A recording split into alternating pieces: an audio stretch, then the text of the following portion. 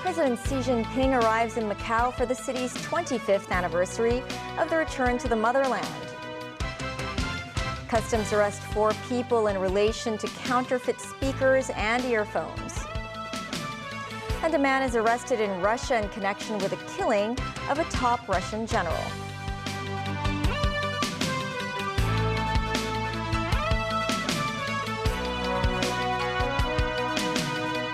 Hello and welcome to TVB News. I'm Melissa Hekalea. President Xi Jinping has landed in Macau this afternoon for a 3-day visit. The president will attended celebratory activities marking the 25th anniversary of the SAR's return to the motherland. He said the one country, two systems formula in Macau has achieved universally acknowledged success. Celine Chan reports from Macau.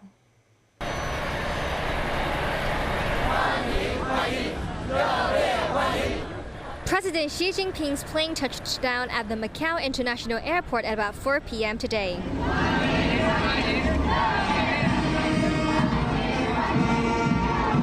Xi and his wife Peng Liyuan stepped out of the cabin.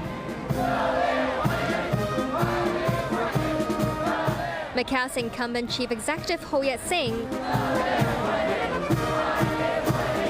Chief Executive-elect Sam Ho-fai, along with other senior officials, greeted the first couple at the tarmac. Hundreds of Macau citizens, including students, extended a warm welcome to Xi. Xi Jinping's trip to Macau is his 4th as Chinese president, and he intends to stay for 3 days. The Chinese leader delivered a speech at the airport and held Macau's major achievements in the past 25 years. Xi said it's always a great pleasure for him to step foot in this beautiful city. He noted that this time he is here to celebrate the quarter-century anniversary of Macau's return to the motherland and to see its latest developments and changes. He pointed out Macau's achievement is the pride of its people as well as the whole nation. For the past 25 years, Macau has practiced one country, two systems and achieved success while remaining its own characteristics. Macau has since shown vibrance and distinctive charm, he said, adding that it is well prepared to embrace a brighter future, as long as its people give full play to the advantages of one country, two systems. Xi will tour around the city in the coming days to have in-depth exchanges with people from all walks of life. The president is scheduled to attend a banquet dinner as well as a cultural performance tomorrow evening. Celine Chan, TVB News, Macau. Excitement is in the air as President Xi kicked off his long-anticipated visit to the city. He expressed confidence in Macau's promising future and will also attend the inauguration of the new SAR government on Friday. Our reporter Celine Chan is now in Macau. She'll be reporting there for Pearl News in the coming few days. So, hi Celine, what is the situation right now in Macau? Thank you, Melissa. President Xi immediately met with the current Macau chief executive Ho Yat-seng after landing this afternoon.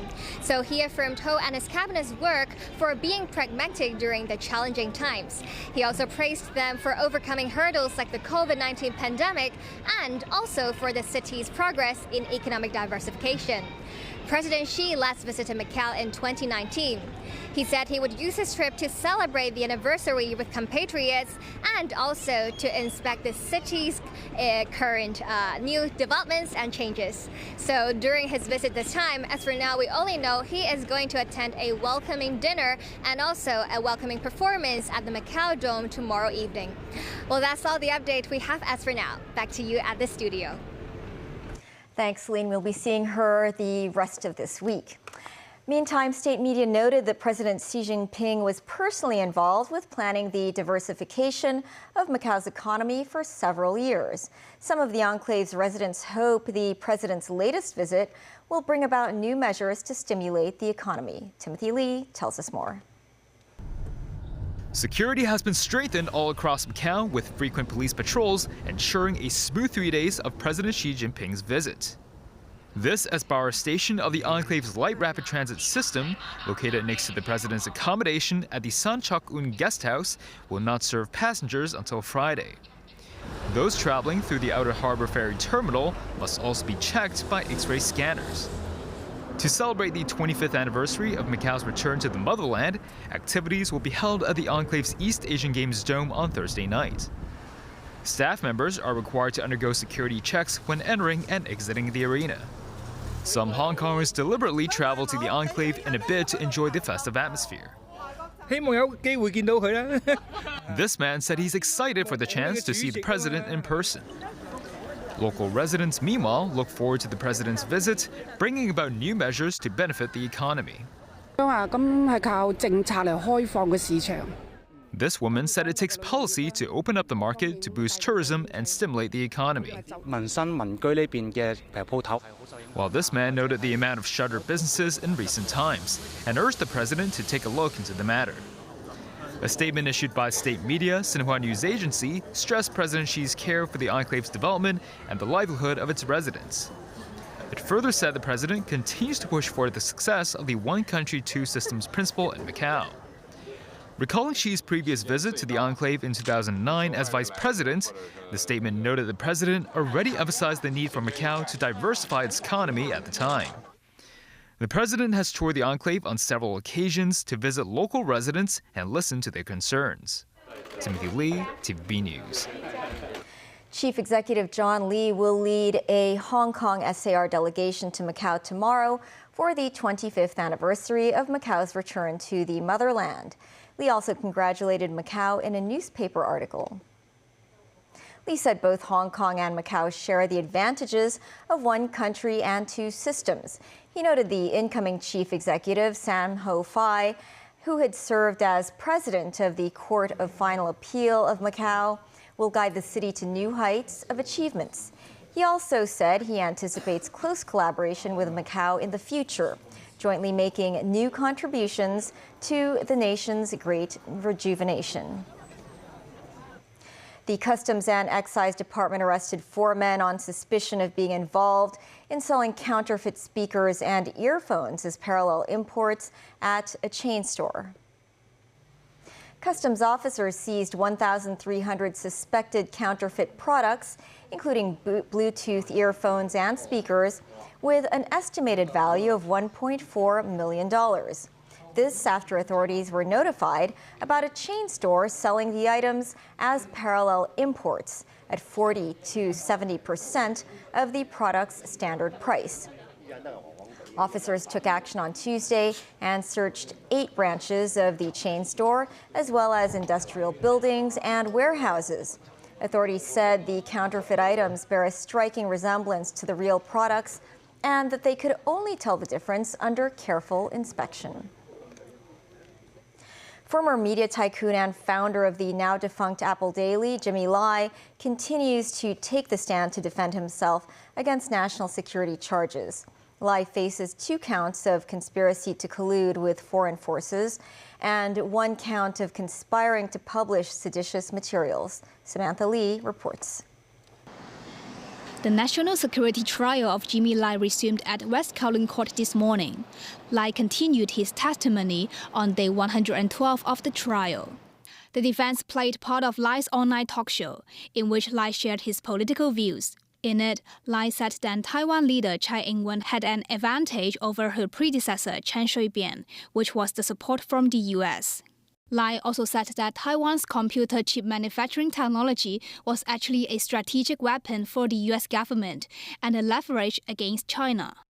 Lai denied in court that he was advocating anything, but only stated the fact that Taiwan and the U.S. developed ties over many years. The court also showed a tweet posted by Lai on 6 July 2022. In the post, Lai forwarded a news article about then Secretary for Justice Teresa Chang, who said police could arrest people based on reasonable suspicion. Lai wrote in the post that, "What kind of rule of law is this?" Judge Alex Lee doubted this, saying police arresting people if they have reasonable suspicion is a common practice in common law countries, and has always been practiced in Hong Kong even before the handover. Lai said he misunderstood the concept due to his ignorance of the law. At the start of the hearing, Lai smiled at his family members in the courtroom, including his wife. Samantha Lee, TVB News. China hopes Syria will achieve peace and restore stability as soon as possible, and Beijing is ready to play a constructive role to that end. Geng Shuang, China's deputy permanent representative to the United Nations, made the remarks Tuesday at the UN Security Council briefing on Syria. Meanwhile, tens of thousands of Syrians are believed to be buried in mass graves in different parts of the country, prompting a search by residents, forensic teams, and international groups to unearth the years-old sites following the fall of Syrian President Bashar al-Assad. On Tuesday, Stephen Rapp, a former U.S. ambassador at large for war crimes issues, visited the site of one of the earliest identified mass graves in Najah, about 12 kilometers south of Damascus. He's been involved in international efforts to bring Assad and his top officials to justice for war atrocities.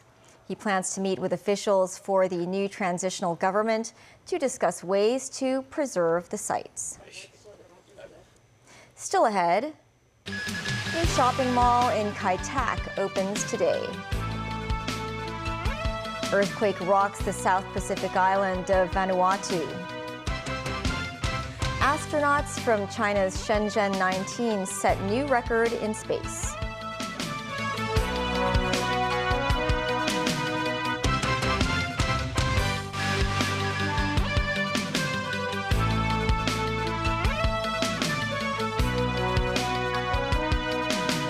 Welcome back. The Kai Tak Mall next to the Kai Tak Sports Park officially held its soft opening earlier today.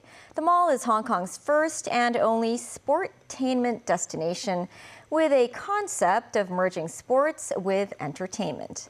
Anip reports. The mall is comprised of 3 towers covering almost 700,000 square feet. Around 30 international sports brands will set up their stores inside the complex, and there will be a large bowling center with more than 40 lanes. Local and international dining stalls will also be available in a 20,000 square foot food court. A representative of the mall says she wishes for the venue to be a pleasure for the public to spend time in when going for events at the Kai Tak Sports Park. We really wish to let our customers to come over to enjoy the whole shopping experience.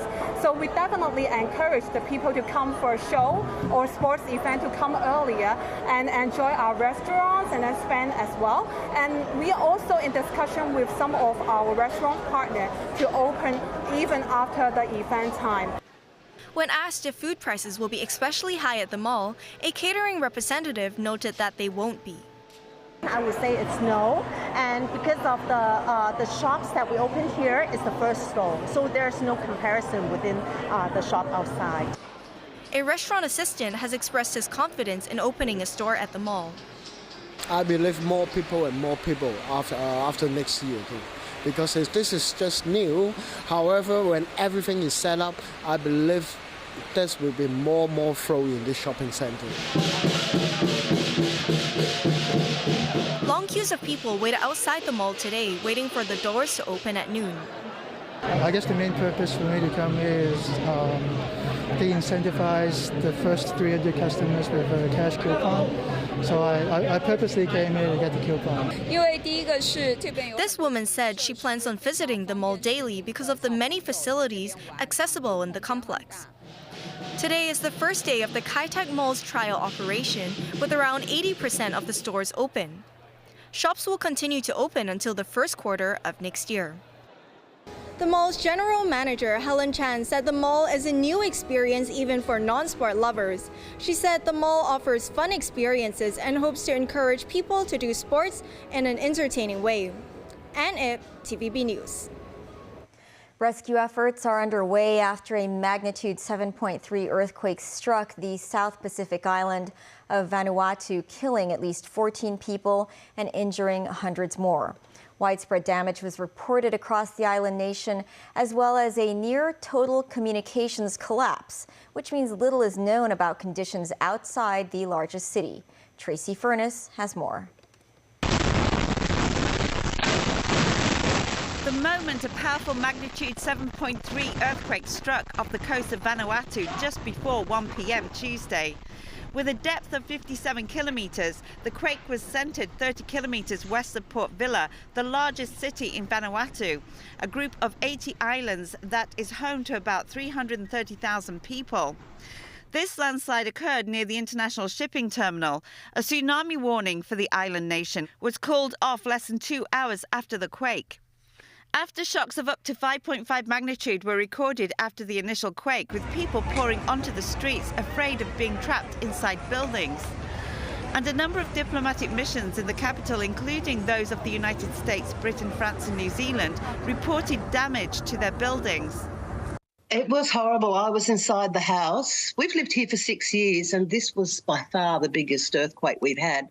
So I was watching my house jumping up and down. I stood there in shock. An aid plane from the Royal Australian Air Force took off from Queensland carrying supplies and personnel to go and help the relief effort in Vanuatu. Frantic rescue efforts got underway after the quake hit Tuesday afternoon, and rescuers worked through the night, trying to reach people screaming for help from under the rubble. The International Federation of Red Cross Asia Pacific said it was not clear how many people were still missing. Tracy Furness, TVB News. The Shenzhou 19 astronauts who are currently aboard the Tiangong space station have successfully completed their maiden extravehicular mission on Tuesday. They set a new record for the longest duration of EVAs by Chinese astronauts. Danny Zhou has the story. 神舟19号打开出舱舱门。 With the instruction of the ground team, Shenzhou 19 astronaut and commander Cai Xuzhe opened the Wentian experiment module hatch and ventured outside the orbiting Tiangong space station. Soon afterwards, Cai and his crewmate Song Lingdong left the airlock cabin with a 2-meter safety belt. It was a nice and cloudless day, and the astronauts said they felt glad to appreciate the spectacular view in space. The duo used a robotic arm to embark on extravehicular activities. They completed various assignments, including the installation of a debris protection device and inspection and handling of external equipment. Meanwhile, the third crew member, Wang Haoze, China's first and only female spaceflight engineer, stayed inside the space station to provide support. After completing the mission at about 9:57 p.m. on Tuesday, Cai and Song safely returned to the Wentian lab module. Their spacewalk lasted for over 9 hours, the longest among the 17 EVAs by Chinese astronauts. The China Manned Space Agency said the undertaking marked Commander Cai's second spacewalk, following his orbital journey in the Shenzhou 14 mission 2 years ago. Song also became the first Chinese astronaut born after 1990 to have taken part in the EVAs. Launched in October, Shenzhou 19 is the country's 14th manned spaceflight mission. Its crew members will conduct scientific experiments, technological tests, as well as payload deployment operations during their stay in space, and are expected to return to Earth in late April or May next year. Danny Zhou, TVB News. North Korea's capital, Pyongyang, has a new landmark, a beer restaurant in one of its new districts, Hwasong. The beer bar and restaurant is located in one of 3 new suburbs built in the past 2 years in a renewed attempt to create more homes in the capital. The restaurant follows the traditions of Taedonggang beer, North Korea's main brew. It's named after the river that runs through the center of Pyongyang. North Korea bought the brewery from England and reassembled it with the help of German experts in 2002. The beer comes in many different versions. The most popular is Taedonggang No. 2, which is a light lager with a lot of bubbles. And that's the news. Thanks for watching. Bye for now.